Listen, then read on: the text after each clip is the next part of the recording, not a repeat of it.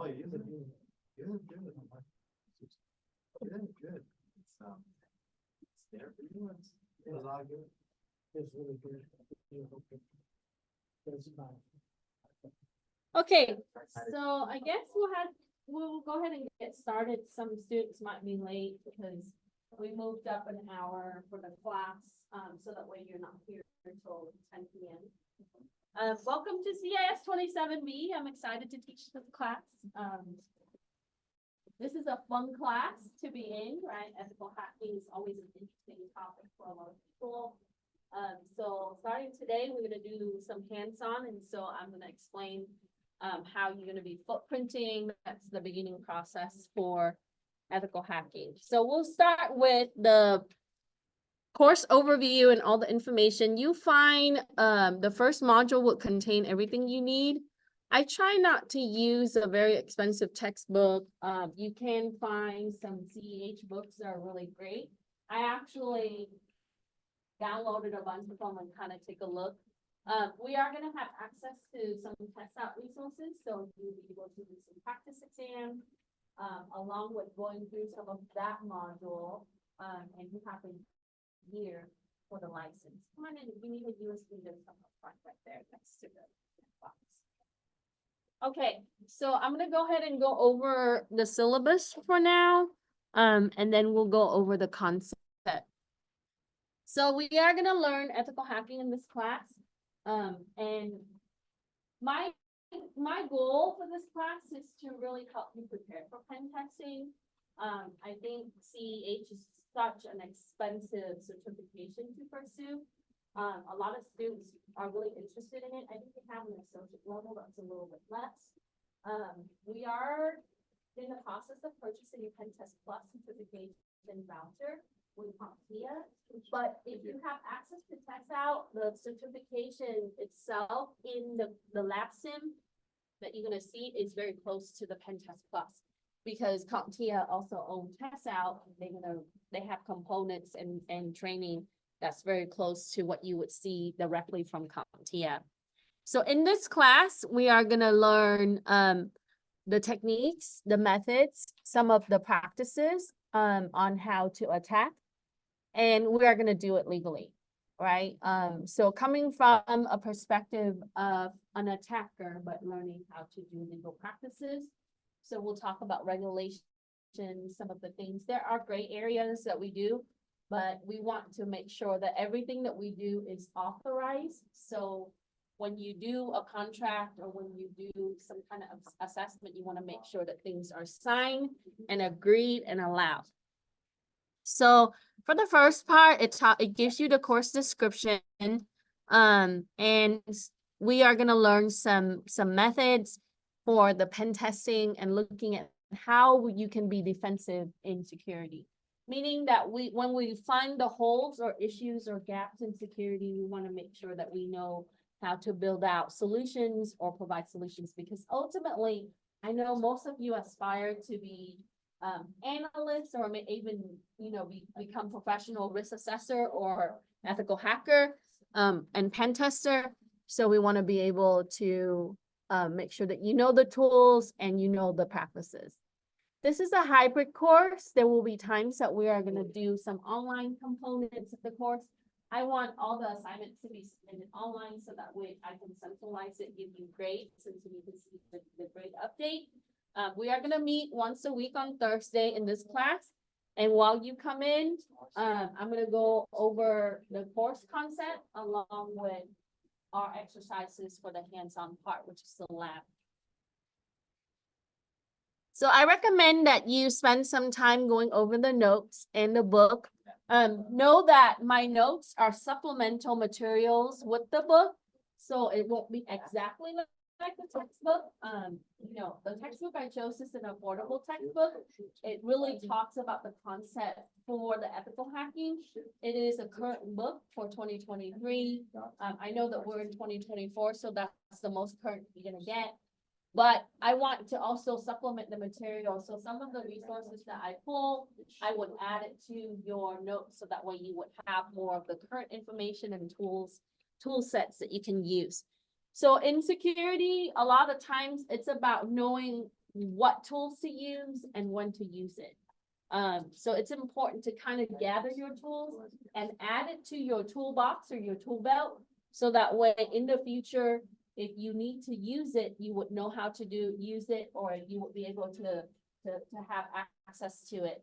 So I would recommend that, you know, in the future, if you can get an external hard drive, or even with the USB that I provide for you, you can download some of the tools and you would need to, you know, use a virtual machine to practice it. That would be the best way. You want to have a control environment in order to practice. Okay, so we'll talk about building out networks and things like that down the line. So now RCC wrote this course originally, so they kind of geared for a lot of like general concept, along with some of the networking concept. There are times that we're going to touch on these topics. I specifically follow the CEH components from EC Console and a little bit of Pen Test Plus.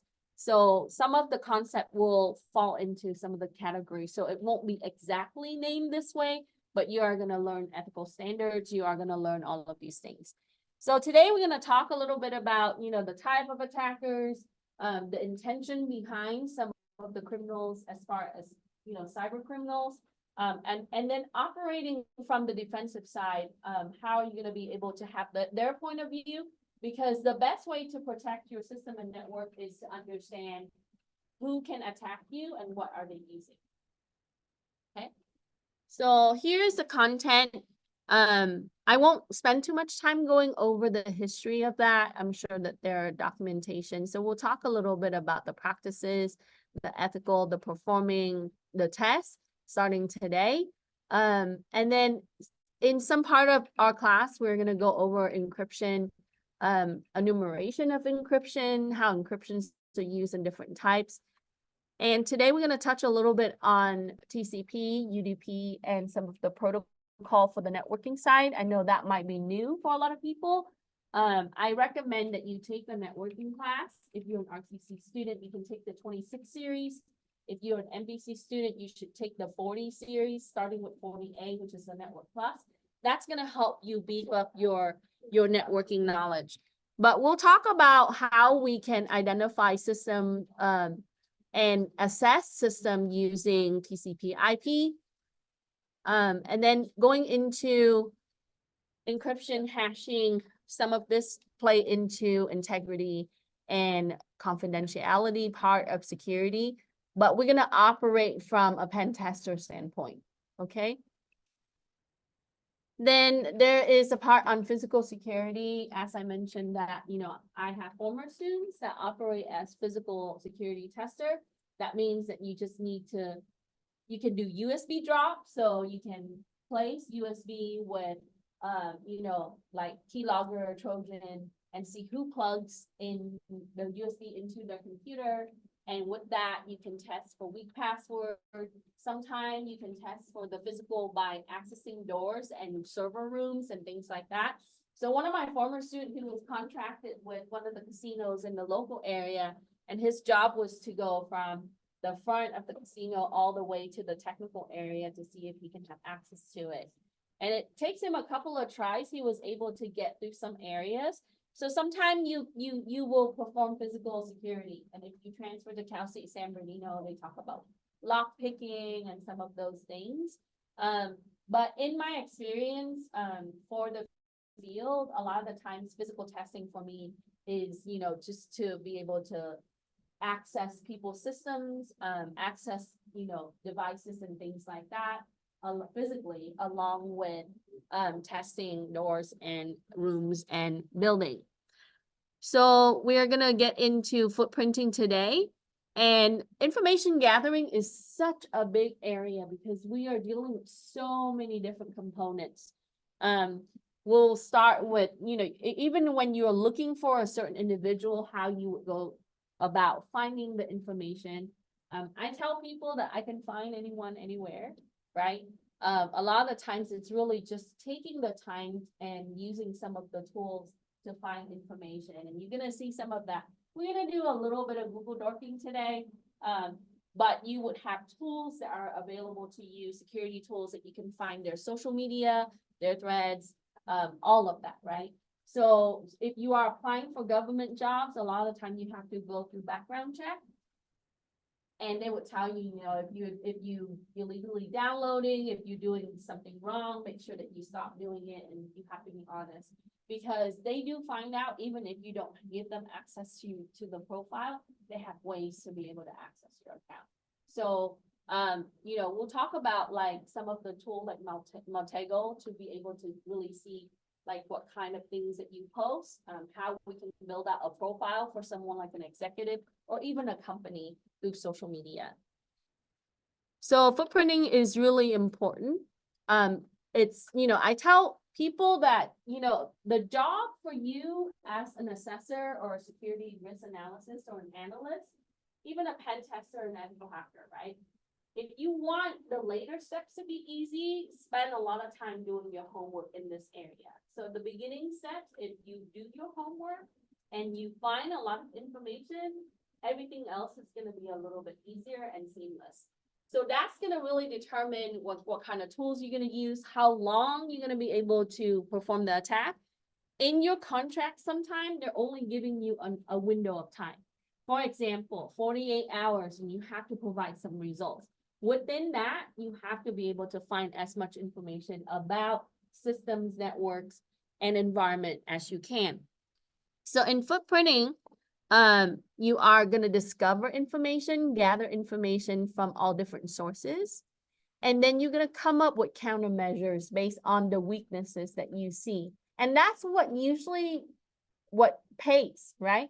So as a consultant, that's what pays me. Whenever that they ask me to do this, right, I would generate a report at the end and I would provide that to them.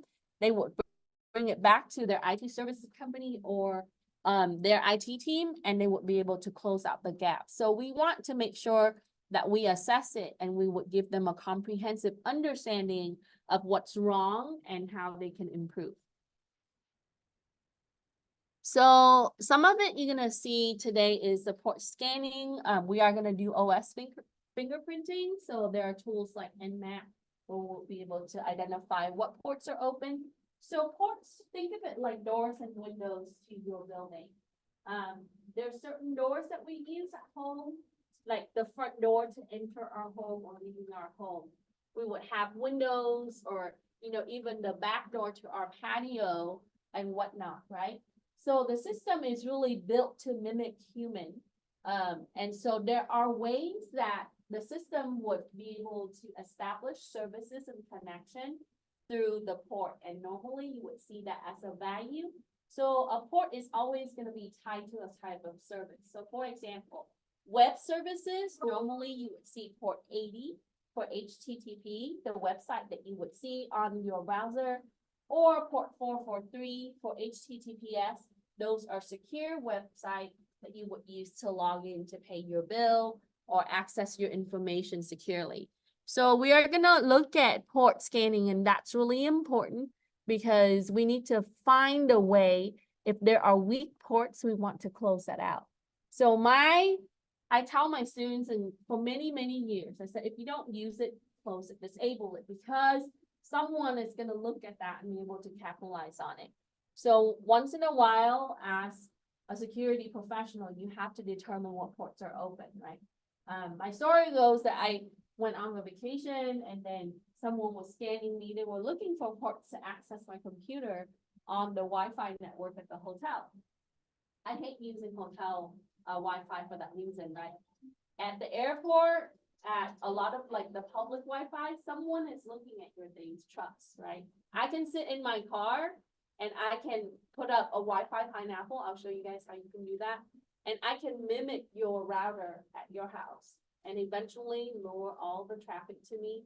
And I can kick people out, like all the systems that are connected one by one.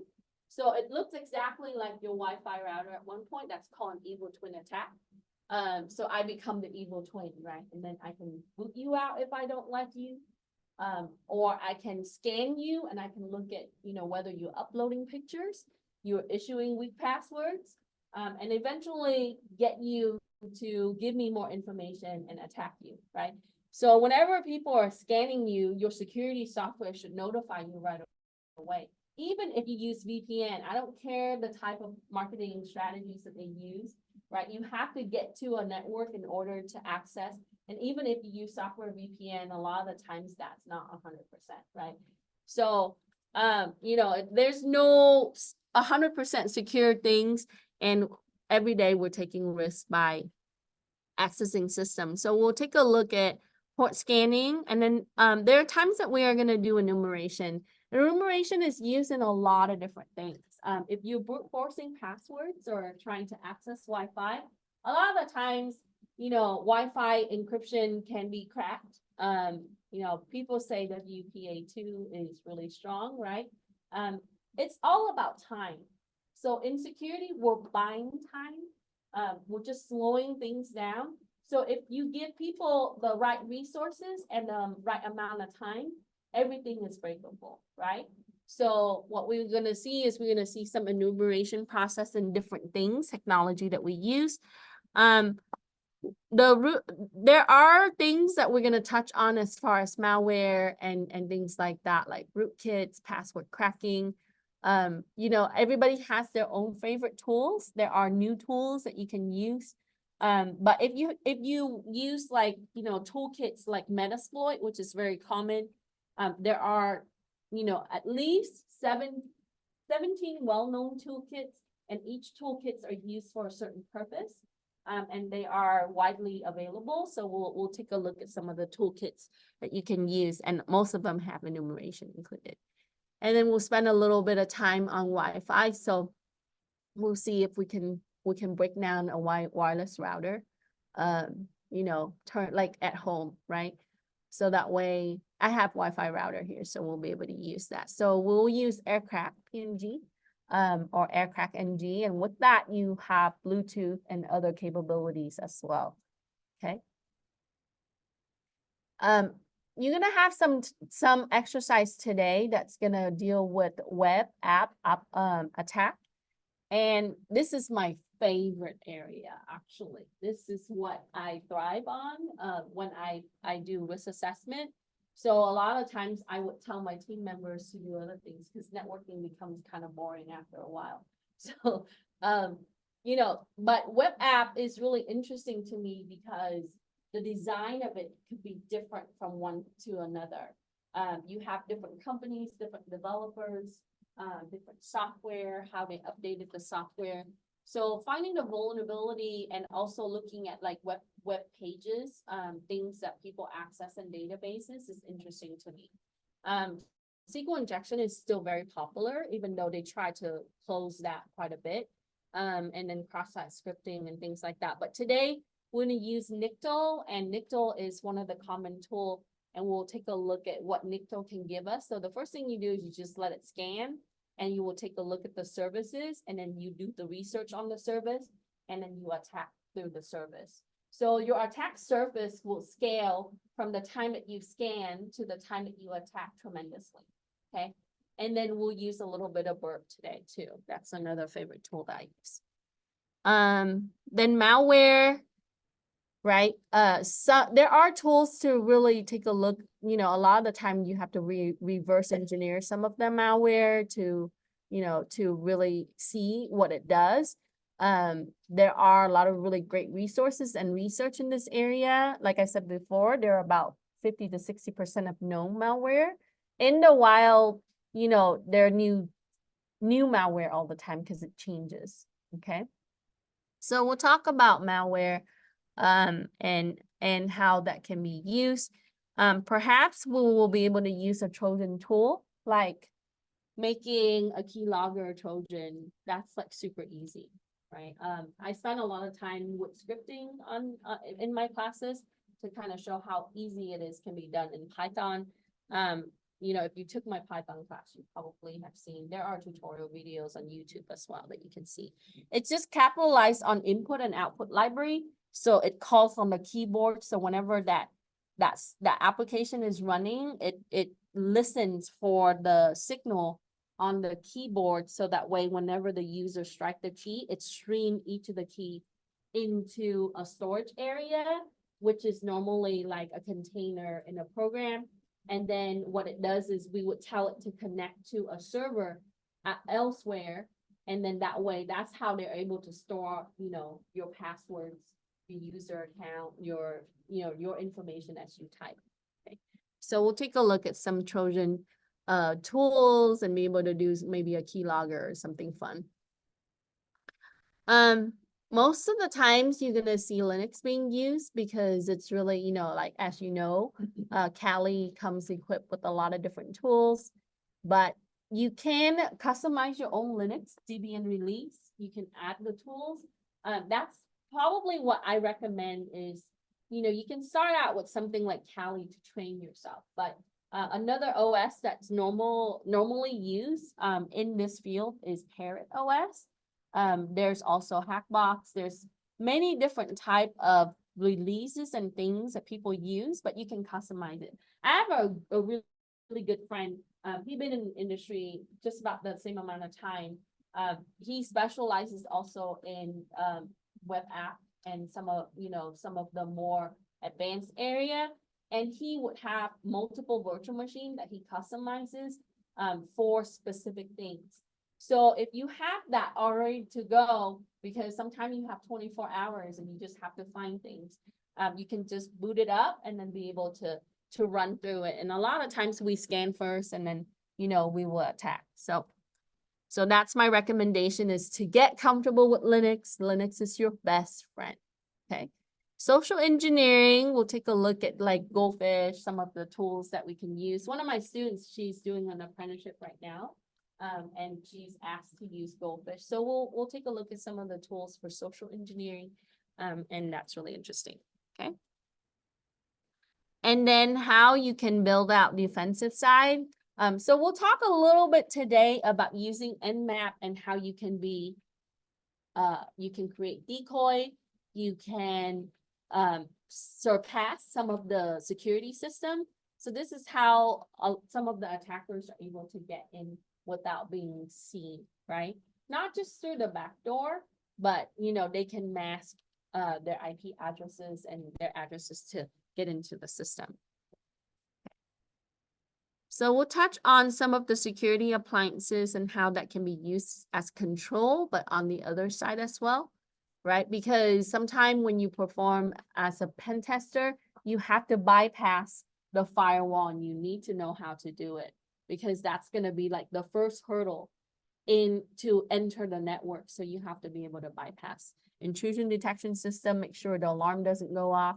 And even if it goes off a little bit, you have that window of time to kind of get into the network. And if you know where to go, right? Like if you have a blueprint of the network already because you research, it's going to be quick, okay?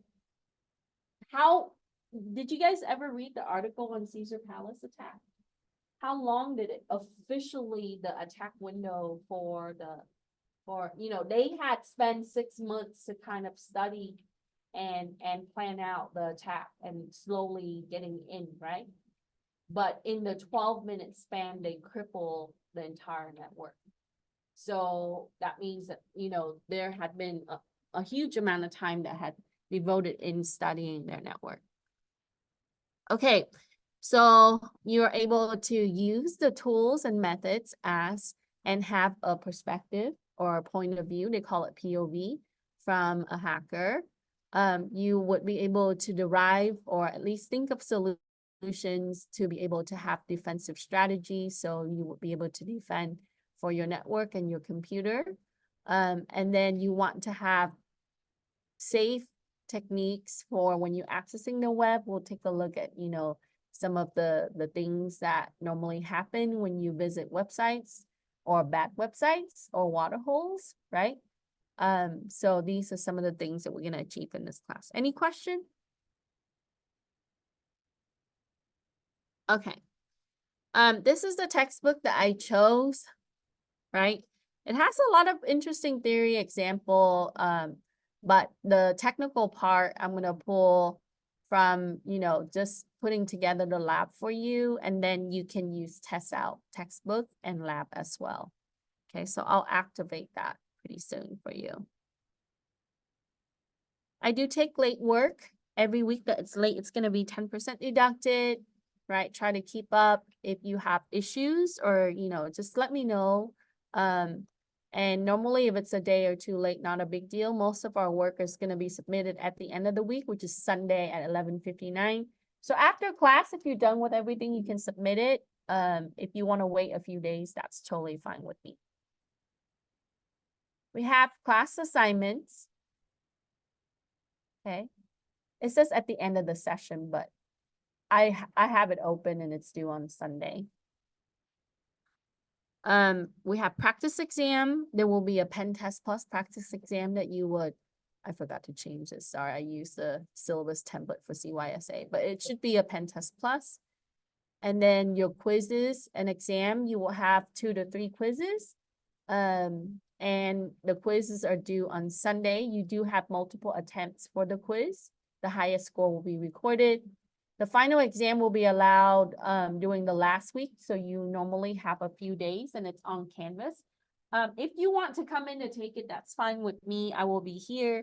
But if it's available on Canvas. So you will need to use Lockdown browser to access the exam. And it's available for from Monday through Thursday for the last week, week 16. I have extra credit assignments. If you complete the extra credit assignments, the highest percentage that you can increase for your grade is going to be 7%. I get asked a lot of the questions relating to that. Normally it goes to the most needed area. So if someone had missed a couple of labs or didn't do well on the quiz or the final exam, that tends to be the category that a lot of people kind of need some points in.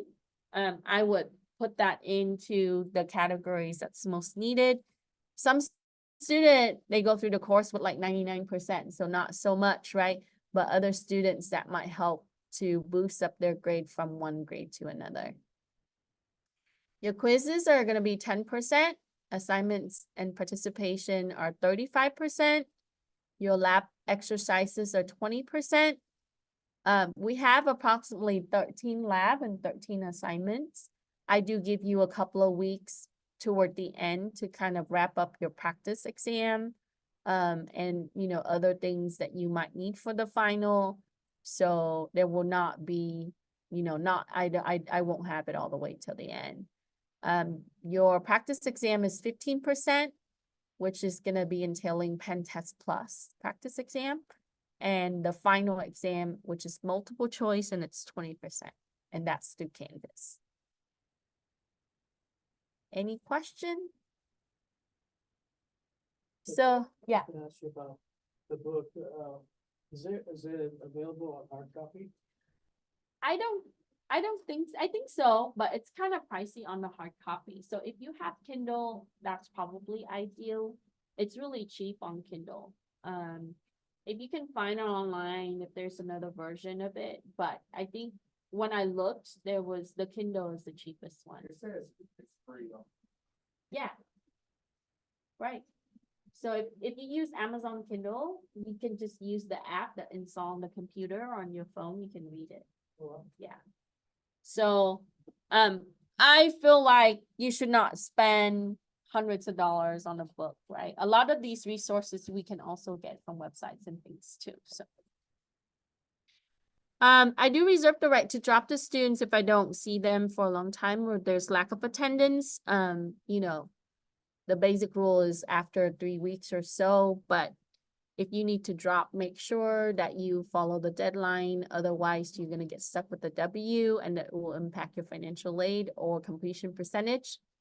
If we have any kind of behavior issue that can be reported to the college, it goes to the deans of services. If you have problems or anything like that, just let me know. We can just have an open communication and solve the problem. When you need to write the report, try to do your own work. This is where you're going to operate for most part for your career. So I do use Checker, like AI Checker and things like that. So make sure that even if with group work, right, contribute and then be able to share ideas. So for cheating policy, I think normally for the person who's caught cheating, that will be a 0 and could be dismissal from the class. If you need accommodation for accessibility, like extra time on exam, or any other accommodation, make sure that you contact the DSS office. The information is listed there. You can go to the website and be able to contact them. They will send me a letter, and on that letter, it will tell me what to accommodate for the students. Okay. And then here's my information. This number is to my desk. If you leave a voicemail, I do have access to it via my email, so I will call you back. But the best way to contact me, I normally respond in email fairly quickly. You can get help or come to office hours to catch up with work or ask questions. And I'm available on Zoom sometime. If I'm with a student in my office, I might not be popping in Zoom. If you want to schedule an appointment, you can. So I'm here Monday and Wednesday before class. Tuesday, I'm here 4 to 5, but I'm in my office and on Zoom. And then for Thursday, I'm here before class. And if you'd like to make an appointment, we can do that as well. Any question? Okay, so with no question, we're gonna go through the concept. So if you can, download the notes, which is the first page on the Unit 1 module, and then we're gonna do the assignment together.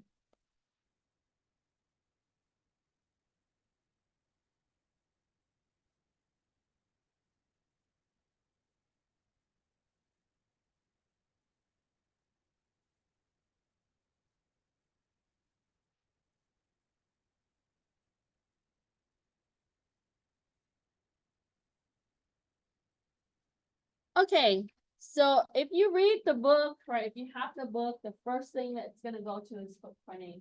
It doesn't really spend a lot of time, I think, in the later chapter, they might say. So some texts and some resources, they would start with ethical hacking. And I think we kind of have to look at what it is first, and then why is it used, or why are you being hired as an ethical hacker? Some of you might have known all of this already, right? You've done research and that's what you want to do or not, right? Just know that if you operate as a pen tester and ethical hacker, likely that you will have to travel quite a bit. Sometimes it would be the same organization at multiple sites. So you would have to be able to have the flexibility to go to one location or another. So the benefit of this is to be able to find solutions or derive solutions for the organization by finding the weaknesses, which are the vulnerabilities. So I kind of borrowed this from EC Console actually. So discovering vulnerabilities is really important, right? That's really telling us about risk. And some of you are in the risk analysis class or the CYSA class. So we are going to spend a lot of time discovering the vulnerabilities, looking at what the attackers could be looking, and then implementing, some solutions for preventative measures in the network, defending our system and network. And ultimately, that could be national, right? Like we're looking at utility, we're looking at transportation, we're looking at the resources for our country, or possibly if you work elsewhere, that would be for that nation. And then, but on the investment side or on the business side, if you do assessment, it really to ensure your investors and your customer that you are protecting their data and their resources, okay? Even your partners. By regulation, we do have to do analysis at least once a year for most part.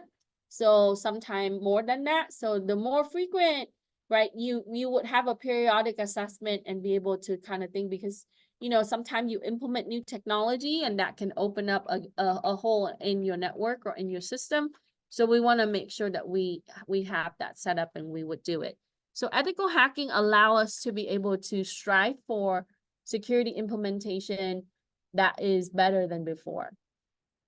It would help us protect the resources that we have, system, people, data, and assets. And this is a new study that was done. So if you're looking at the response, right, what motivates the hackers? So you have the black hat, you already know what they do, right? What's black hat hacker do? Ransomware. Yeah, so for malicious intention, for most part. Some of them would do it for, a lot of them is it's monetary driven, right? Financial driven. So you would see that it is motivated by money. That could be that leak data and then be able to sell data. And then you would see that sometimes they would do it for political reasons, right? Like hacktivists they would do that for political reasons, to make a statement, to have a stand for a point of view. And then you know what the red hat attackers do? What's the red hat hacker do? So often you would see them as bug bounty hunter, right? Or attackers that would find solutions. You hear these people finding things about your car, right? New cars, like the Tesla, you know, the Tesla key is now vulnerable, right? They would find issues or bugs in systems and technology by attacking it, and then be able to, you know, let everyone know and be able to find fix for it. So they are like the superhero of the attacker world, right?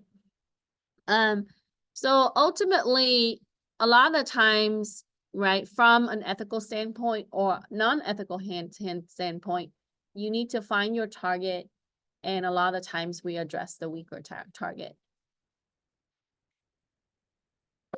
Now, you have to pick and choose your poison, okay?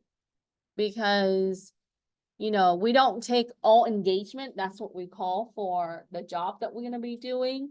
A lot of the times you have engagement that could be out of your scope. So, from an attacker standpoint, if it's too difficult and if it takes too much resources, because return on investment is very important. So they would pick and choose their target. And then this is what you see, right? Now, this is on average, and this is based on, so you have to look at, like, you know, who they ask, what kind of population they're looking at for the study. $28,000 per year is not that much. If you operate as a security professional and you contracted or hired, right, you might be making more money. However, right, they are operating from all over the world. So somewhere else in the world, $28,000 is a lot of money, right? Compared to United States, $28,000 probably won't get you by for most part. Okay. All right. So the areas of attack. A lot of times we would see that there's web application, and that it doesn't necessarily have to be an app that's installed. It's an app that's tied to a web server. The majority of the time, the app that you're using are web app, right? The game that you use, you guys already know that, right? The websites that you access to, and it has different components and different functionality. And then your system, IoT devices, right? Tablets, PCs, servers. And then we have the networks. Hi. Everything is connected to a network, even, you know, payment systems, your smartphone.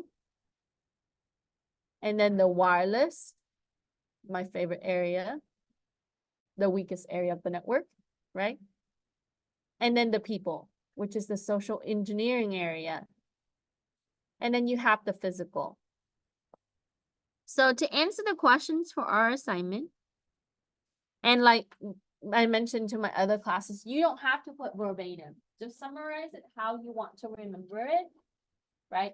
These assignments are really for you. Okay. Explain why ethical hacking is important in organization. It really allows the organization to see the big picture of security, to really identify some of the areas that they need to improve, the weaknesses. And from that, they would be able to repair it. So it's kind of like, you know, your car has been not doing well, it's still working. You take it to the mechanic, and then the mechanic would diagnose this, and then when they're honest, they would tell you oh, your car might need this, right? It might need a new transmission, or it might need this, right? So an ethical hacker would be that mechanic.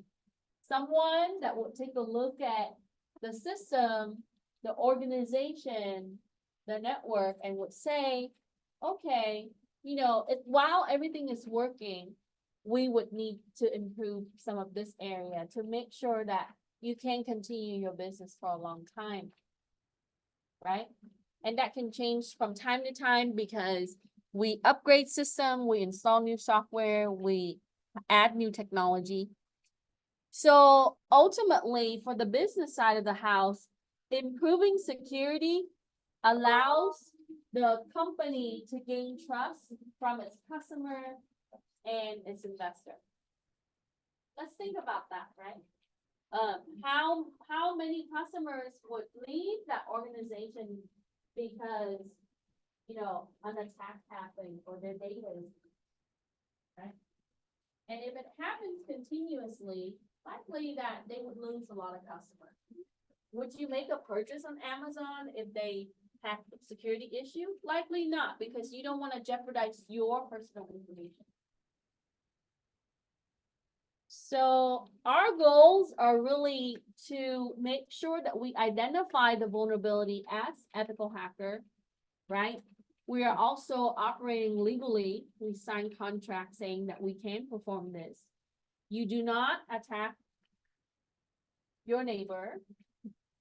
That's not ethical because, you do not attack your friend just for fun, right? No problem. Every person that you perform scans and things on, or any network or system, you gotta make sure that they permit you to do that, and it has to be written. Okay? Normally on your contract, there will be a scope. Sometimes you're asked to only examine the database. Even if you have access to other areas, you do not look. Okay? Because when you're violating rules, it becomes a problem, right? And for computer abuse law, that can land someone in prison. Okay. In IT, a lot of the times in security, we can have access to many different things, right? So you only gonna focus on your scope. So if they tell you to look at one server, that specific server, that's what you're gonna look, even if you see other things. Okay? So focus on your scope. So the areas of attack, we touch a little bit on this. Web app, system, network, wireless, social engineering, which entails the human factor and the physical, that could be the building, right? Certain floor, data center, the actual location.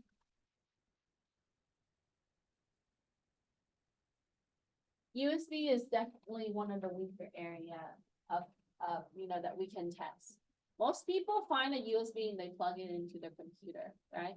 So the next time you find a USB, don't plug it into your computer. There are tools that you can write, like to make a rubber ducky, which is available. I think I've shown some of you, right? So real quick, we're gonna pop into a website and then I'll come back to the assignment.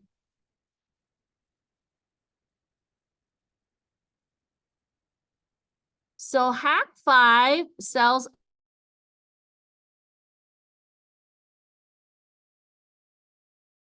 all kinds of gears out of the box. So you can buy the stuff, right? I bought a few things. They're kind of pricey sometimes. But you can take a look at their products. So Wi-Fi Pineapple, this is for Evil Twin, as I mentioned before, right? Looks like a Wi-Fi router. It acts kind of like the Wi-Fi router. It runs embedded Linux in the back here. So, if you want to use this, just and it has instruction, all of that for you to use. So all I need is a power bank, right? Sitting in my car with my laptop, scanning you all day and night. There are different versions of it. If you take a look at this one, it's a little bit cheaper. It's smaller. I have the smaller one. And then if you want to go a little bit beefier with this, you have more antenna, a little bit better processor. And then they have other things here, right? This Kismet is an open source. You can actually find it. So I think any Linux box with some of the security tools, and you know, the Wi-Fi Pineapple, it comes with network monitoring scan, so I can scan your network and so on. So some of the things they added on here, you know, came from open source. But you know, this website have a bunch of other things, so you can go and you can take a look. This is another one of my favorite. It looks like a regular USB, but it has a special chip. And then you just insert the micro SD here. I think I did a presentation during apprenticeship conferencing that they did here with the rubber ducky. And you can program it. It runs JavaScript, so you can make it to become a keylogger. But we don't need a special tool like this. You can also make keylogger for USB normally. I'm sure you've seen some tutorial. If not, you can check those out. So Hack5 been around for a long time and their stuff is pretty cool. Okay. So for 2, I added that, you know, these areas are targeted by the attackers. And you, when you do assessment of the infrastructure, when we say infrastructure, you have to take a look at these areas, right? And when you build security plan, right, if you hire to build security plan, you have to take a look at these areas. So we know that the hackers would address these areas. They would focus on targets in these areas. And so with that, when we do that, we want to make sure that we have a comprehensive security plan and our controls are overlapping in these areas. So I put that it must be assessed by the ethical hackers and improve security measures to protect the organization and its credibility. I think a lot of the times, you know, attack happens daily, right? For many of the companies that are well known, it's a matter of, no, it happens. When is it going to happen? It doesn't, you know, a lot of people say that attack can happen at any time. Okay. So we want to make sure that we assess to protect their resources. Any question with this? And you can find this all in your notes, actually.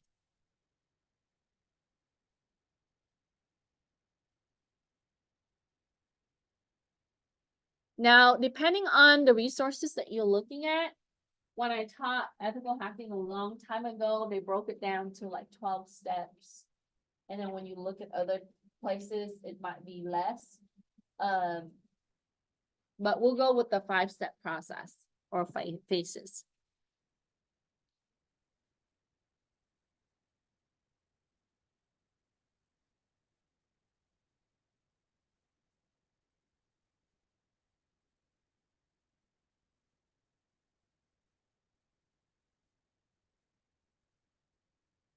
So in question 3, it asks you to describe the first phase of pen testing.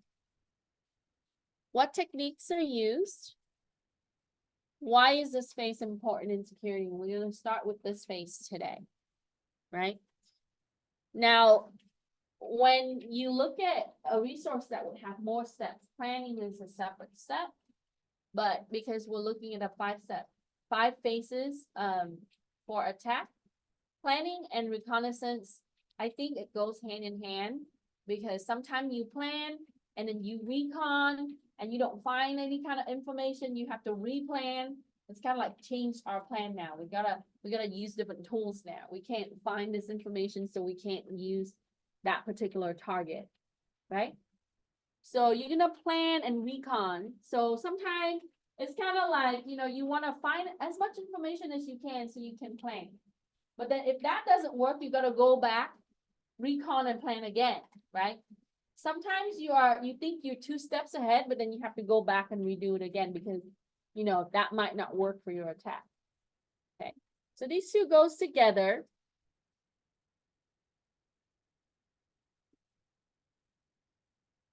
And in the recon stage, we're looking for information that's intelligence gathering. That could be on an individual, a company, system.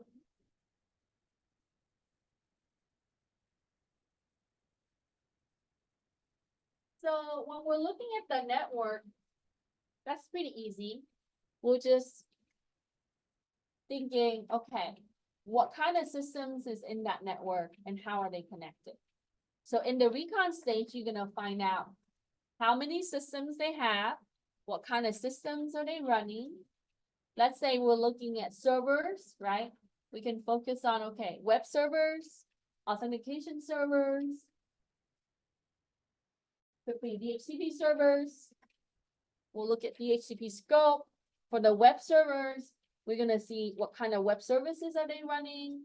Are they using any kind of outdated services or protocol?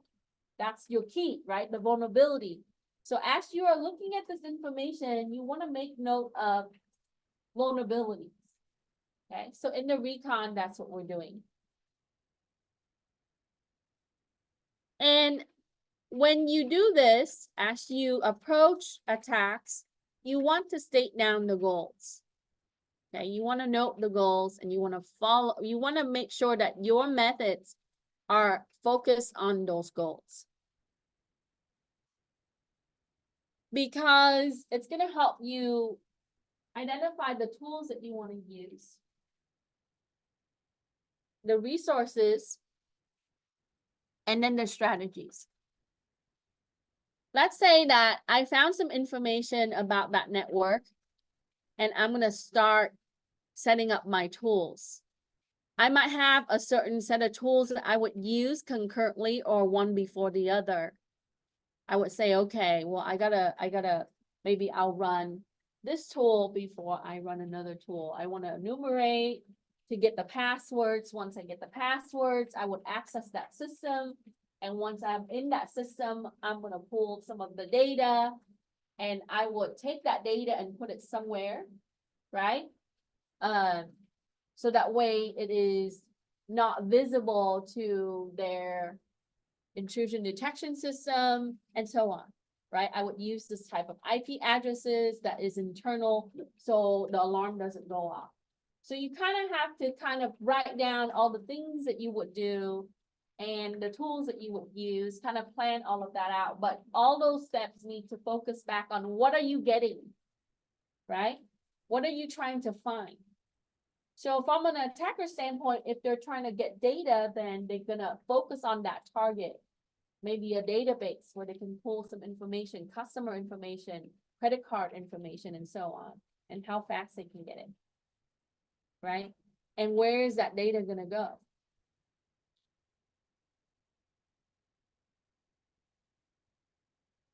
So once you have the tool and the strategies, that's gonna lead into the exploitation stage or the attack stage. Now, I highly recommend spending the time to do the recon. If you do thoroughly, right, you don't have to go back and redo it again, because if you don't, what's gonna happen is you thought that these things will work, and then you find out, uh-oh, right? The tools I'm using is not working with this target. Let's find out more information about that. So that's additional time. But you have to be patient, and that happens. Okay, that happens. You are 2 steps forward and 1 step back, or 3 steps back sometimes. Okay, so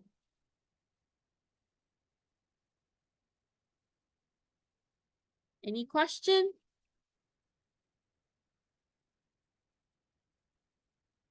And when you gather information and intelligence, basically you're discovering information about systems and network. Sorry, my discipline, they wanted a meeting, but I said no. All right. The techniques would be used as part of footprinting. Okay.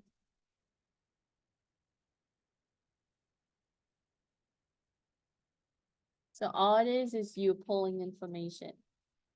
Could be that you're using search engine, maybe that you using some tool that would tie to social media. And then after that, you would be scanning some systems.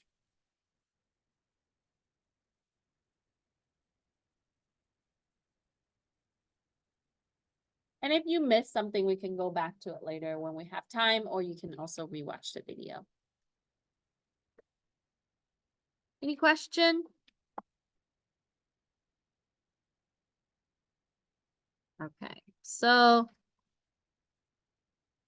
right here, okay. So in the planning stage, I put down these are some of the things that you need to make note of, right? Define your test goals. What are you there to do? What are you looking for? And then you're gonna perform intelligence gathering, find all the information that you need. And this is called footprinting. It's different than fingerprinting. All this terminology, right? So as an attacker or ethical hacker, we are gonna find weaknesses. For the ethical hacker, those weaknesses is gonna help us improve security. So the difference between us and the attackers is that we use it to compile a report, and that report is gonna help us build out better security posture. Where they just go there, get the stuff that they need, and then that's it, right? So footprinting, we're gonna do active and passive footprinting today. So the active footprinting is you are gonna hit the target directly. So that means when it is active, they see you and you see them, okay? So when you're scanning against that system could be logging you. Okay, everything falls back to home. So if so with this, keep in mind that if you're trying to be stealth, then you have to apply the techniques to be stealth, right? So Nmap is one of the tools that's commonly used. It's good for port scanner, OS fingerprinting, and all of those things. So it can find the details about the system very quickly, but you are visible, okay? For the port scan, when you're using Nmap, it's also gonna do a ping sweeps. So when you ping something, you basically sending packets to it, you communicating with it via the network. And when you're using Nmap, depending on the script, you can send 1,000 packets or more or less, right? So when you're pinging against it, basically you're checking what kind of connectivity it has, what kind of communication and services it's using. Sometimes you would do DNS queries, especially when you're dealing with websites and domains, you would need to do this. DNS queries are very useful. It will tell you who owns that domain, what kind of addresses that's tied to that domain. Are there any kind of subdomain? So whenever that you see subdomain is like this, you guys all have email addresses with RCCD, right? You notice that your email is student.rccd, right, .edu, right? So their parent domain is what? The rccd.edu, right? The subdomain is the student. But when you're sending an email to us, you just put the parent domain, right? So they segregated that. They kept some of the subdomain, and then they would have subdomain that house other things, right? So you would see subdomains like that, but there are also subdomains that might not be named like, the parent and child relationship like that. For example, I have a company that acquired another company.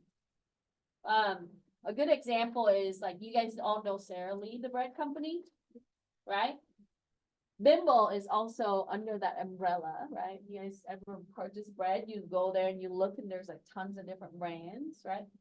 So, and Hostess is also under that umbrella too. But if you go to their website, they're all individually named by the company, but guess what? It's housed under one organization, one data center that houses, I'm sure they have more than one data center, but you get the point. That one corporate office, HQ data center that's gonna manage all of those domains. So I need to kind of find out right? So if I'm targeting a company, I wanted to see who are their sisters company, what kind of domains they have, what kind of DNS they're running. And with that kind of give me a little bit of picture on their network and how they're hosting their websites, and they have the, how their system is communicating with the DNS. And the records that they use. On the passive footprinting, you basically looking at information without directly accessing that particular system. Like, I can, when you're using Wireshark to scan a network, it's not really communicating directly. It's actually more of a stealth passive scan. But a good way to do this is to Google search things, right? You can put it in the search engine, but you said, wait, I can't just Google search that IP address for the IoT devices. I think some of you might know this, and some textbooks probably mention it in security, right? Shodan is the search engine where you can find all the autonomous system and all the IoT system, including your security camera that you have in your front yard. Okay. So you can, if you go to Google and you type in Shodan, right, you can go to their website. It's a preferred search engine for IoT attacks. Okay. Yeah, security cameras, the surveillance camera, most of those are not secured, right? They're really there to record, the events and the incidents and act as a deterrence mechanism for that facility, that physical facility. Okay, so we just have to know that active means that you're directly accessing that target, where passive is you're not directly, you indirectly finding information about that target. So for the individual, I can do a few things. I can go and find their social media information. I can Google Dork, right? I would find all the information about them, their images on Google, if they, if they are publishing, if they have published anything, likely their publications are online, if they have public profile, what kind of jobs they have, LinkedIn have that kind of information, right? Or are they affiliated with any kind of association, organizations, and so on? Right? They might be in a golf club or something like that.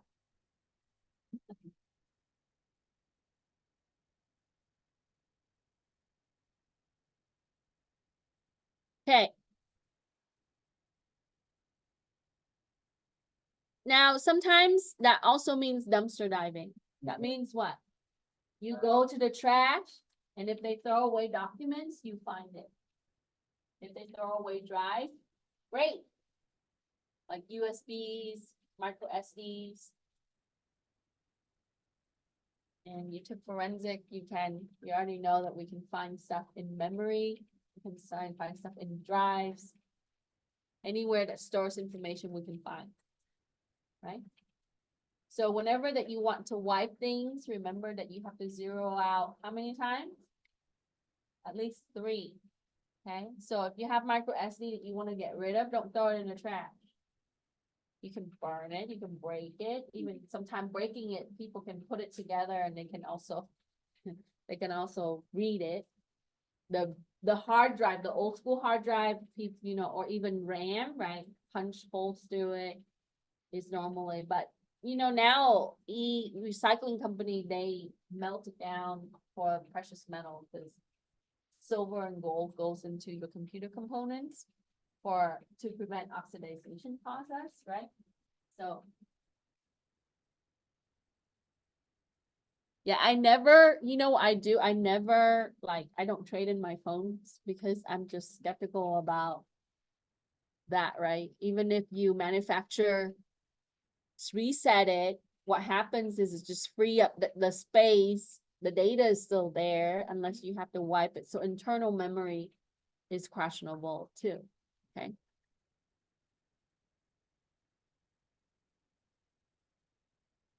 The more you know, the more skittish you become.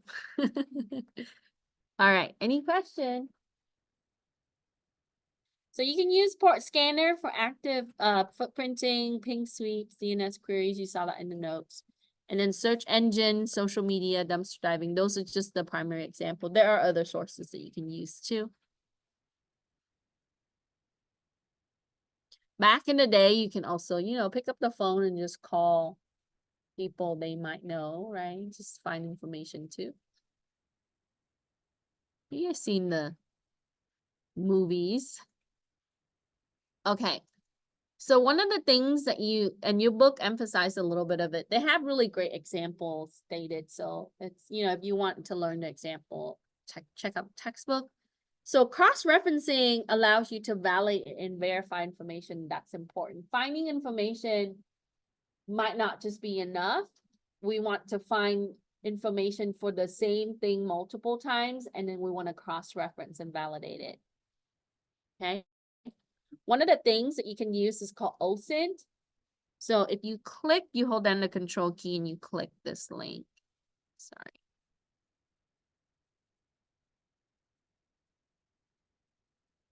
It's going to take you to the framework.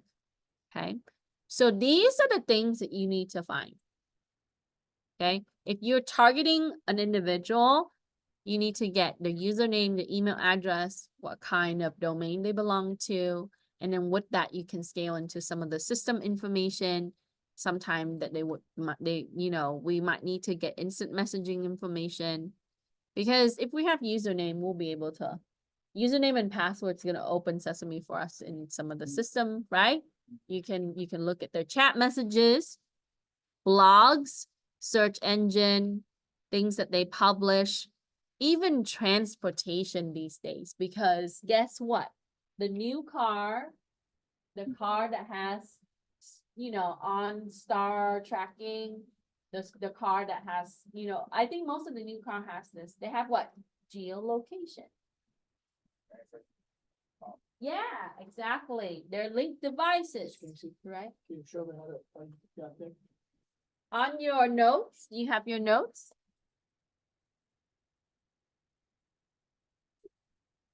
Yeah, on the notes, you just hold down the control key and click that link right there. Okay. And then if you look into OSINT tools, right? I didn't list all the purpose. All of these have some kind of purposes. Okay, so for example, Maltego. So if you look at Maltego, they have some information on, you can download and use a free version. So this is used to gather intelligence. And then you can watch the video when you have some time. But it is a way that you can find a lot of the data and a lot of the information about companies, individuals, and so on. Okay. And there are credible names that use this. I've used them in the past when they were not as proprietary, I should say. I think some of these tools, as it grows in popularity, they start to make money for using it. And then Spiderfoot, Shodan, I talked about that before, right? So Internet of Things, smart things everywhere in the world. We have a lot because we just have the technology to adapt it really, really well. So when I say autonomous system, you guys know what those are? They drive themselves?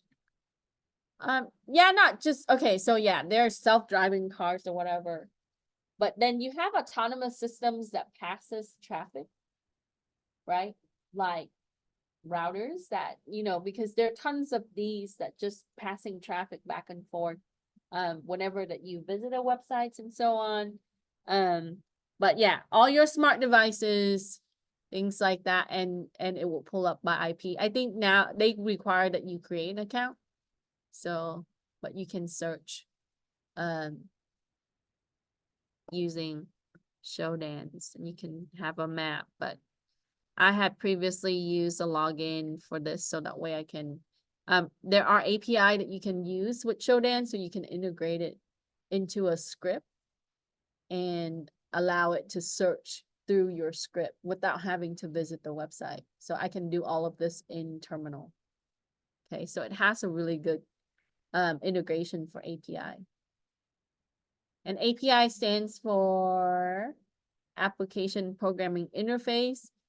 It's like a way that you can take a program and connect it with another program. So my script and that program will work together. Okay. So you can check out some tools there. And then I hope that we won't be able to hit all of these tools in our class. I will try to get you to use some of the common tools. And remember that we're not just limited to this, okay? Recon NG, I use this in my 41A class. We might use it in this class too. That's pretty cool. So it kind of dig out all the information if you look at it.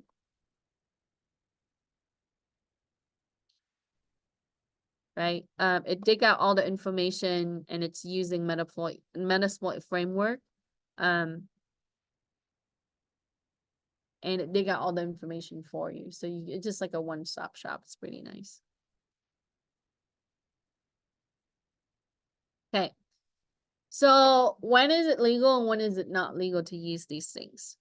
I put down OSINT is kind of like in the middle. Now read this information for the guidelines. It tells you that it is not illegal to access the dark web. I don't care what people tell you, right? And it's simply just a hosted site. You just have to know how to get to it and use Security Onion for that. Make sure that before you do something on your engagement, make sure that you look at terms and services and so on. Read the fine print. That's important. Yeah. So it tells you all of these things. Don't impersonate someone else. Don't create fake identities. Don't exploit the vulnerability that makes you a hacker, not an ethical hacker. And so on. So once in a while, you have to pop into dark web to kind of find out what they have on, a certain entity and so on. Right? Leave this to the government agency. Okay. Next part. So how can you use search engine for your footprinting? Simply use advanced search feature. We're going to do some of that in the lab today, like using operators. Google has great options for you to use. We can filter down and get our search result to how we want, just simply using operators. Then after that, after you find the information that you obtain from search engine and other resources, you would cross-reference them. It's important because it allows the attacker to validate and verify the information for accuracy. You want accurate information because if it's not, then you're gonna run into problems later. So OSINT, as we saw, OSINT tools, you can, the websites also list that. I think I have a list of it down the line. OSINT tools and databases are good ways to cross-reference your result.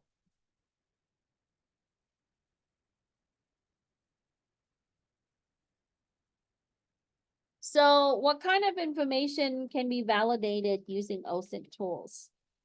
Well, depending on what you're looking for, but a lot of times you see from that list, right? We can find domain registration, we can find IP addresses, so make sure that they match, right? If you have domain name and who owns it, what kind of IP addresses are given to it. So if you have 5 results that are exactly the same, then that's accurate, right? Then you have social media profiles.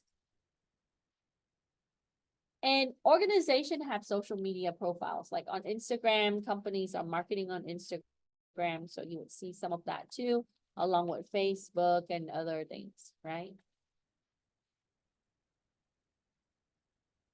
We can also find media, videos, images, and even publications in different form, like blogs,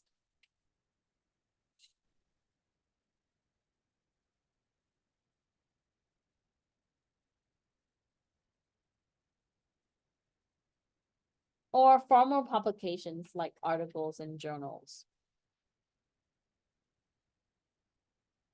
So how can we make footprinting effective? Right? So gather as much public information as possible. What you can find through the search engine are public information. Then you would then perform scans to look at active hosts or systems that are connected and the type of services that they use. So if the system is using SSH, then you would be able to find it through its ports, right?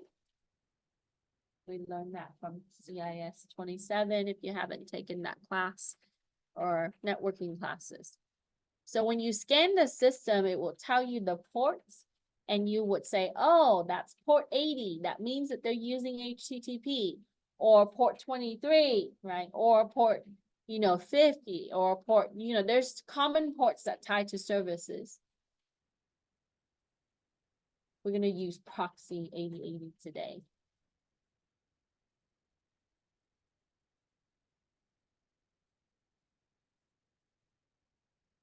Then once we have the information we need, we're going to determine the vulnerabilities and by analyzing it.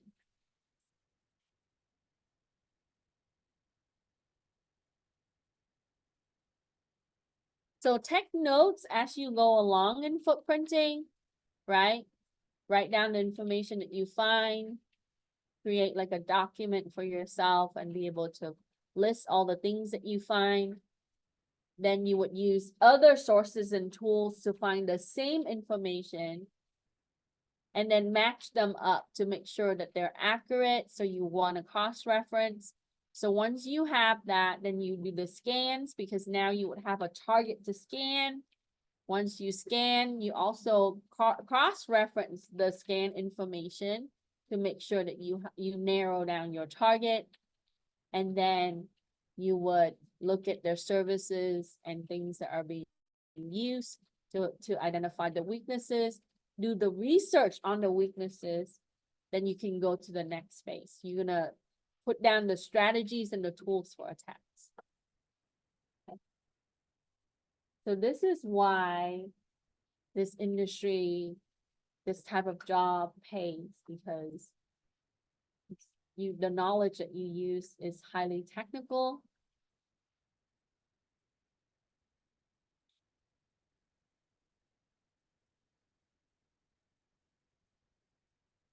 So when you do DNS footprinting, I have that whole section on there.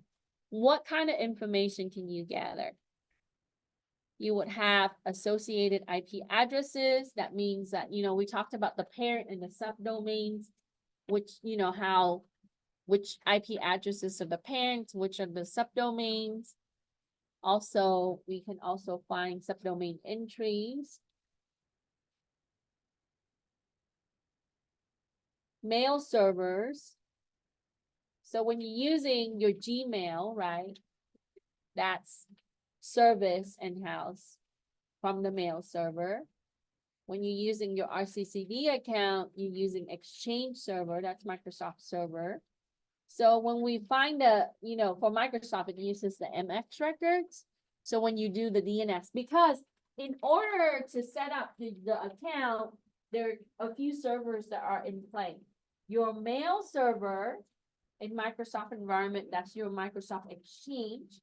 Then you have the DNS server. It's going to tie to the system and that domain, right? Like rccd.edu or student.rccd.edu. Then it's going to tie to authentication server, because you have to log in to access your individual account on that domain. And then with that, it's going to bring in your mailbox, right? So these three servers that are working together to give you that. So when you do a DNS query, you are going to get information about the mail as well, right? And then zone transfer information. So this is what zone transfer in a summary in a few sentences, right? You have servers that are talking to other servers. sometimes they would replicate. So for example, if I'm the administrator, I would configure one server, right? And that configuration can be carried out to other servers by replicating it. Instead of doing it 100 times, I can have it replicated every so often. By default, Microsoft, I think it's 60 minutes. And, or you can have it kind of like syncing, think of it that way, okay? And we do that for a certain purpose, is that we can, modify the setting and be able to apply it across. And with that, it needs to do the zone transfer. So basically it carry out some data and some information across the network. Or it could be the subdomain or other domains. So in that, when we find the zone transfer information, it's gonna tell us, right, who's connecting to who and what kind of zone is being transferred. You guys hear about DNS poisoning, right? That means that they find out the type of records that you have, and then they modify the records so that way they can have it pointed to them. Every web server is connected to a DNS. So DNS is essential in the network environment. So that means what? What kind of basic tools can we use out of the box? Well, NSLOOKUP is in Windows and Linux systems, so you can find what DNS, right? So here at school, if you open up command prompt and you do NSLOOKUP, it's going to tell you that system is connected to this DNS, this domain. Okay. So in order to authenticate your account here as you're sitting in this class, right, your system has to be joined to a domain, which is a DNS. And DNS stands for domain name system. Or sometimes they call it service, right? What does that do? It really translates the name of the domain to an address. It maps it to an address. So when you type in your username and password, it has to authenticate you, so you have to be part of the domain. So even for remote access, it's that same way. If I want to remote into my desktop in my office, right, I have to connect to the network, authenticate to the network, so I have to be part of that domain to be able to access that actual desktop that is at RCCD EDU domain. Another tool that you can use is Dig for Linux. And you can find, so ultimately we do this to do what? We can find entry points, ways to get in. We can uncover subdomains or server systems that are inside that network. So DNS footprinting, those are the primary goals that but DNS footprinting can serve other purposes, like you can find records and things like that. And depending on how malicious the attacker is, right? But most time it's just to find ways to get in. Any question?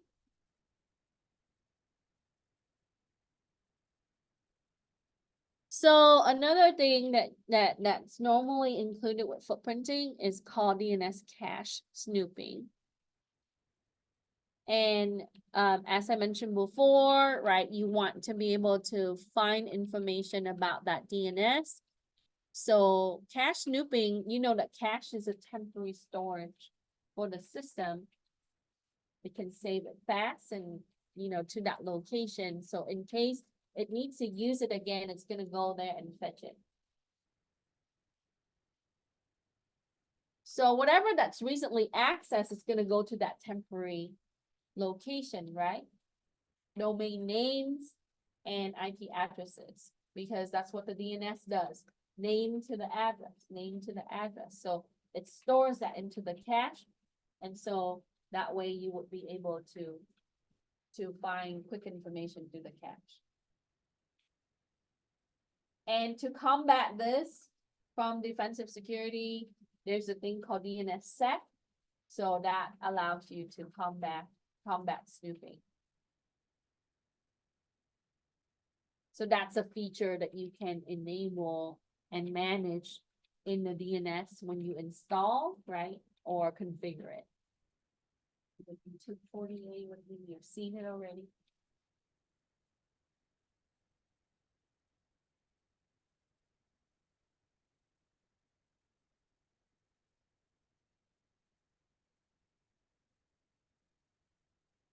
So the book has some example on how some of these are explained in a certain situation.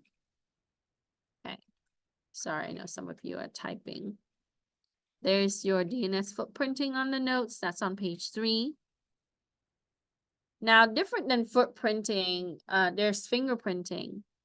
Fingerprinting is also a way to gather information, but for the server fingerprinting, it's really narrowing down to that specific server. Could be a group of server you know, so you would have a way to find information about your target. Okay. For the server OS, we would be able to get that from grabbing the banner.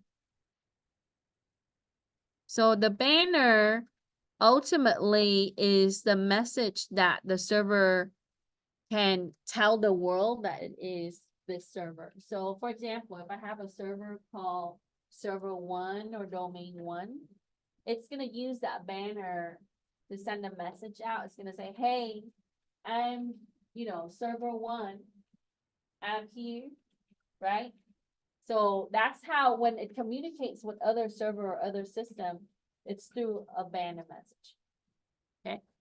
So if you grab it, you will be able to find information about that particular server. So you can scan it and then be able to find its ports. So ultimately, all of this narrows down to using the scanner and getting, information about the ports. Are you okay? Yep. Okay. Just trying to see if I can. Use your laptop. Yeah. Okay. Have the proper stuff. And then for scraping, I'm pretty sure you guys hear this, right? Web scraping, it's often done to do what? For analysts, a lot of the time when you guys hear about data analytics, they say, oh, I'm going to web scrape this. So basically get the data from the website and do something with the data, right? So this is a way that you can extract data. Now, what is the purpose of this? Is to get web presence and be able to find information about products, companies' products maybe. They might publish something about, they might produce, 5,000 of this item this month and 6,000 of this item this month. The increase in that, they might have improved something. So that might be important. So earlier we talked about banner grabbing. It's going to give you OS and software version as well. Why is OS and software version important? They tell you not to use outdated operating system, right? You need to update, like whenever that Android or Apple releases updates for your phone, you should install it because that closed out some of the security issues. There's a reason why that they would release that in the package. It would, maybe help with some of the app performance and so on. So outdated OSs would have vulnerabilities, and that can be used for attacks. Same thing with software version, like applications. For the web presence, that could be for the individual. How often are they online? Are they all over YouTube, TikTok, Instagram, and so on? Could be the company information. And then sometimes they would publish like employees, contact information, who they are, their title and positions, and then organizational structure. In the notes, I include that, they can also find the vulnerability by looking at job responsibility, especially security job. Because when the company hire certain positions, for example, right, And they would list like what kind of things that those people are gonna be doing. Based on that, they would determine, oh, they need the people to support these type of technology because they are weak in this area. And that's how they can narrow down some of the things like, oh, I would be able to research that technology and vulnerability and tap into it. That's called competitive intelligence. So as you see, right, the more information you have, the better you're gonna be along, but you also have to be creative. The tools that you have, you want to have the output and correlated because using one tool is not enough.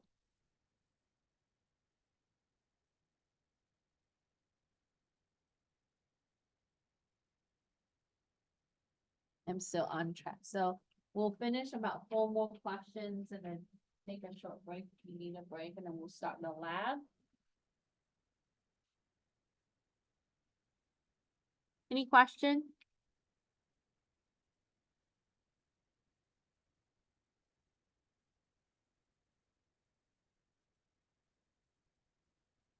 So you guys can see already, right? Ultimately, what we're hired to do, manage vulnerabilities, the weaknesses, people, computer, network. That's all you do. You find information, you fix it. That's basically security. And it's all about using tools at the right time, right? We have tools for everything. So, and tools changes too. A lot of the open source ones, so it might work for you this month and then it might not work next month. They upgrade it to another version, so you update. But there are new tools added to the list all the time. I remember OSINT used to be a lot less, right? I taught at COD before I came here, and I did a whole session on, like I ran like a little club called Code. And what they do is they kind of got together every week and like learned something cool. So I did a session on ethical hacking, and I remember my list of tools were a lot less than what it is today, and it's been a few years. Okay. So just, this is why it's always changing. It's highly in demand because, things evolve so quickly. And I kind of love it because it forces you to keep up all the time. Yeah. I was gonna ask you, since it changes all the time, how far do you think this thing could go? I think now there's a lot of talk about like AI integration and security behind it. Will we, I think for what, almost 30 years now, some of the things stay the same, the technology slightly changed. A lot of the practices are still the same. But you do have to keep up with it, and you kind of have to evolve with it. Before, I mostly do a lot of stuff that's network based. And then I kind of force myself to learn different things and I evolve with it. So, like the automation process, the supply chain automation and AI is currently here and it's going to stay for a while. So if you want to get into like industrial automation and stuff like that, autonomous system, that's where it's at. Because IoT security assessment is huge, right? Everybody use automation, everybody, have IoT devices. So, like there's a gap in that right now because most people in security professionally, we focus a lot on networking because IoT also connects. But there are, some areas that we can definitely grow on. So you kind of have to tap into that to make yourself a little bit above the crowd. Yeah. You can also kind of narrow down to your niche. What you enjoy doing and what you excel in. Okay. So here there's some information about social media, right? The tools that you would use that would work great is Multego. You can run it also in terminal and install it on the system. And then there are web-based tools that you can also use, or sometimes they are proprietary, sometimes they are open source. So let me move 14 down a little bit so we can see the other ones together. Okay, so let's go through the scenario pretty quick, and this one's easy. For 15, this is below scenario, and we need to identify the social media footprinting for each scenario. A company is searching social media to find education information on a job applicant. They do that for background check. That's basically a profile analysis. They build a profile on the individual, right? And if you read the book, a similar example is given there. An attacker is examining a CEO's posted images and videos on the social media website. That's called content analysis. So blogs, images, things that you post, tweets, comments, stuff like that. That is really pulling for content analysis. So for comments, sometimes we can kind of, use it for also profile and things like that, because if you're looking at some of the videos, that can tell you like who they are, what their interests would be, and so on. And then for C, an investigator is examining an individual's social media comments to determine their emotional state. That's also known as sentiment analysis, but it falls under the content analysis because it's a post, right? It's a content that's on social media. So it's content analysis. Everybody basically, it's kind of hard to move away from social media because sometimes you want to apply for a job, you have to be on LinkedIn, and then you have to have a profile. So you're pretty well connected to the web, and your information is shared also.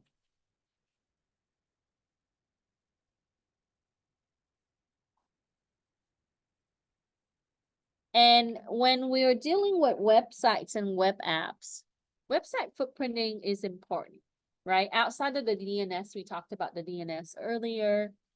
Web servers are connected to the DNS. And that's a way that we can have URL to an IP address. We don't want to go around and say, hey, visit me at 162.24.0.11, or even the IP version 6 would be worse, right? So it's easier to say, hey, here's my URL, right? Hacker.io or something like that. Visit me here. Human prefers text instead of numerical value. So it is a system that would be able to translate your, domain name to an IP. Therefore, DNS is tied with the web server. But websites are hosted on web server. So understanding the structure of the website, like its components, okay? You can traverse through a website, and sometimes you would find passwords information. I used to teach a class called web application hacking. And yeah, sometimes if you look in the back where that website is hosted, you can find folders and things, because the first file that you see is your home page. That's an index page, right? If you understand HTML and how that's placed. But all of these pages are linked together, and then sometimes if they're secure, they would have an integration of like a prompt for you to log in and so on. And that password will go somewhere, but the administration password, sometimes they store it in a file somewhere. So if you traverse through folder and sometimes you spend the time to look long enough, you might find important information for you to access the back of the website. So understanding the content, the components of that particular site is important. The services that they use, how they're laying things out and things are connected. And that will tell you the story about the weaknesses, right? And from that, for the ethical hacker, that's going to help you identify security gaps, especially for companies that mostly operate on the web. like e-commerce company. Most of the things we have is web app. Okay, so we would then be able to come up with security solutions to fix. And sometimes that might involve, you know, web developers, web administrators, and so on.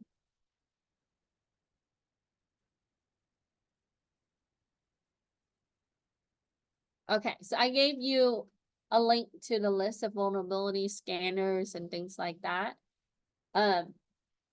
Nessus is owned by Tenable. When you want to use Nessus for free, you just have to register for the account and you can use the home version. I'm just gonna let you know that some of these scans are not gonna be on the fly, especially in a large network environment. When you have thousands and thousands of systems, vulnerability scanners, the first thing it's gonna do is gonna discover the system. It's gonna take inventory of which systems are connected and how many. Okay, so when you have, like, let's say 1,000 computers and 50 servers, you gotta give it time.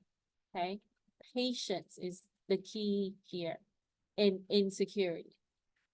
Okay, because I hear students doing the lab and they're like, you know, I've been scanning for like 25 minutes and it's been like this. And I said, okay, well, you know, if you hit cancel, you won't have any results. But in the industry, 25 minutes is nada, okay? You have to wait hours and sometimes days. And if you took forensic with me, you already know. Sometimes it takes hours to go through an image, especially like even if you're looking at your smartphone right now, right? How many pictures you got? How many files you have? When it scans through, it's gonna take time. Okay, so vulnerability scanners, Nessus, right? You can register for an account and use the home edition. If you buy the professional edition, it's thousands. It's a few $1,000s.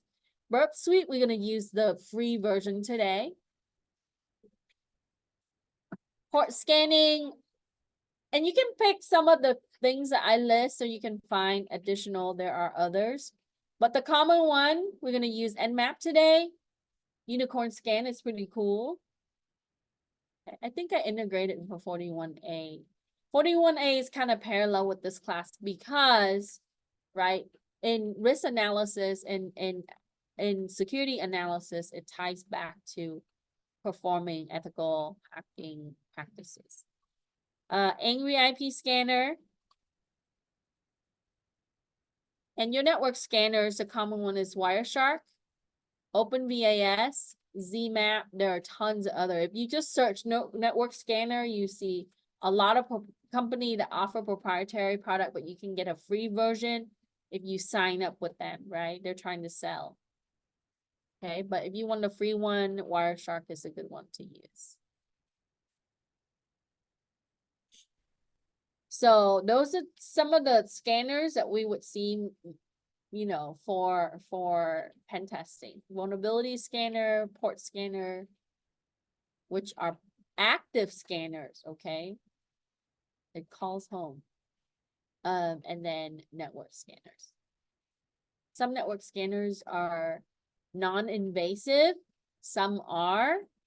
Most port scanner are invasive. That means that they see you. Okay, the IDS, the intrusion detection system sees you, the firewall sees you, the target sees you, they log you too, right? I think in the other class, I implemented an exercise where you can scan the people who scan you. There are scanners like that, right? If you're suspecting that you're being scanned, run the monitor and it will tell you who's scanning. That's the first thing before they attack is to scan. So if you can scan them when they're scanning you, you block them. You see their IP and you just block their IP and you set the rules. So beat them before they get to the target, right? That's the goal. Okay. And then I'll come back to the notes and I'll touch on some of the things I missed when I'm talking about this. How can an attacker gain unauthorized access? So after you gather the information, the next stage is to attack, right? And in order to do that, they have to find entry points.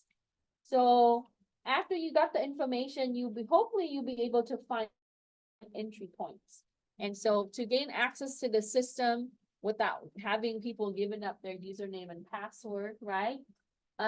You can use exploitation toolkits like Metasploit, but there are other toolkits. And then social engineering, sometimes, you know, if you have internal connection, they would leave a backdoor, so you will be able to get in. But you know, how attacker would be able to return to the network or the system is to install the backdoor.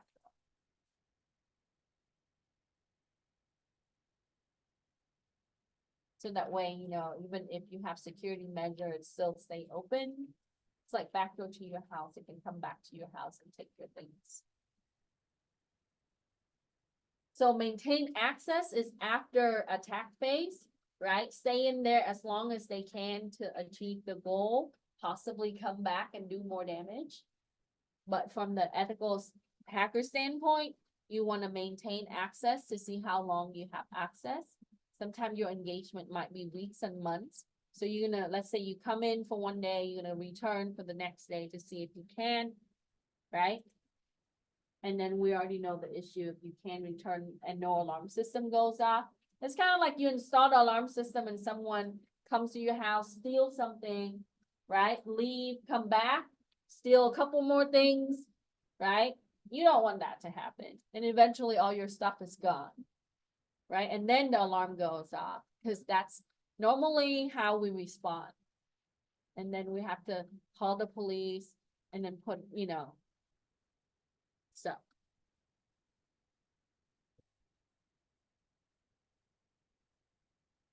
Any question? All right, so let me go back here. So we touched on this one. I list some tools here. The source that I was using, it's pretty cool. It kind of give you the summary of each. So you can see the type of vulnerability scanner, some stuff you can use for the cloud, some stuff you use for the web, some stuff you use for the system. Yes, you can see there are a lot of the cloud-based, because that's the focus right now is cloud security, because everybody house their stuff on, you know, using cloud services because it's affordable. Rapid7, you would see them coming up a lot, even affiliated with Nmap.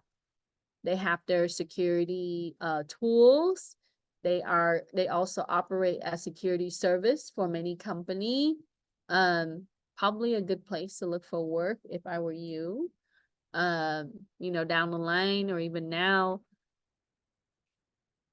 We're going to use Nmap. Nmap is pretty cool. They put up scanme.nmap.org. So if you want to practice a web site to see if you can scan it, that's what we're going to see today. There are a few others that they put up for free. And then I will explain, as you can see, like how their structure would be when we get the result. Qualys, I think I integrated this for the 41A and OpenVAS, and I will use some of it for this class.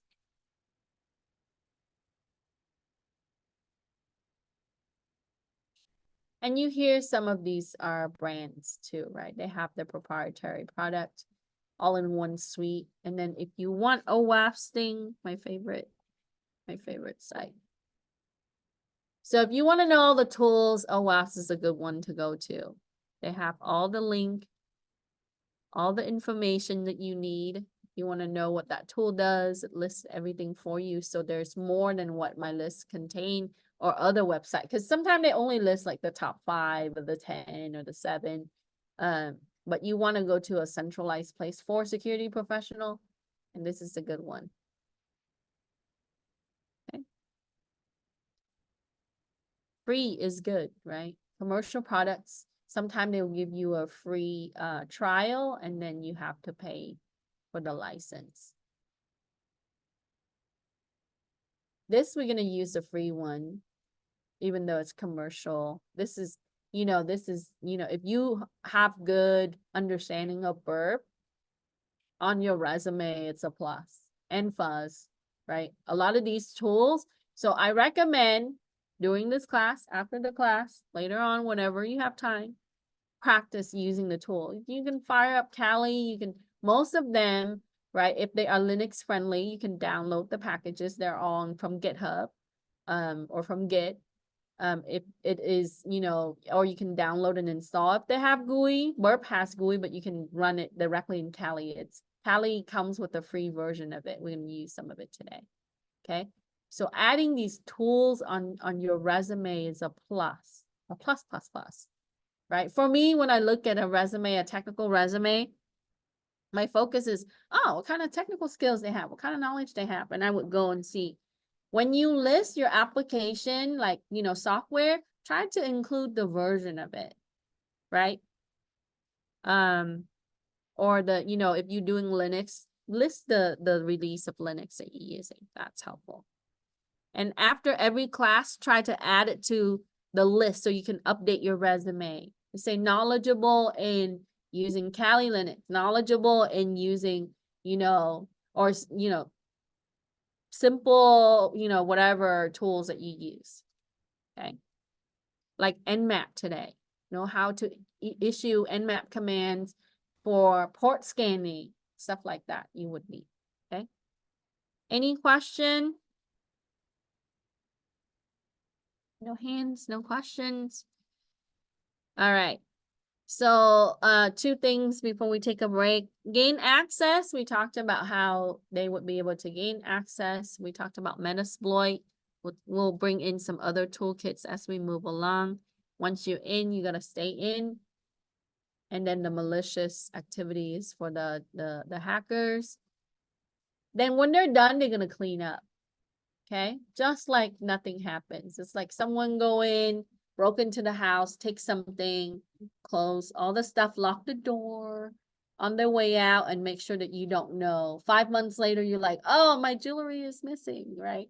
That's what happens. Is 6 months later, a company was be like, oh, I think we have data leak.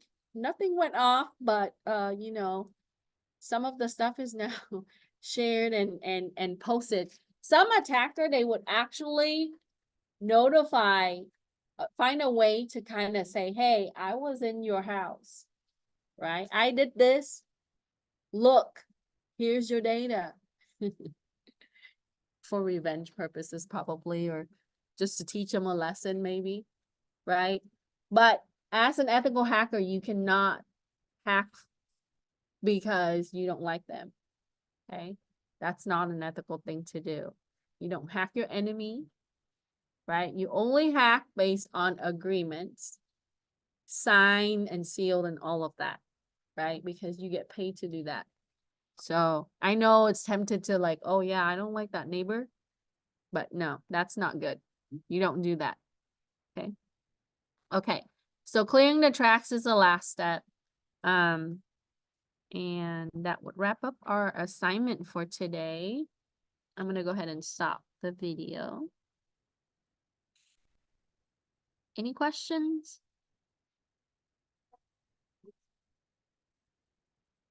Okay.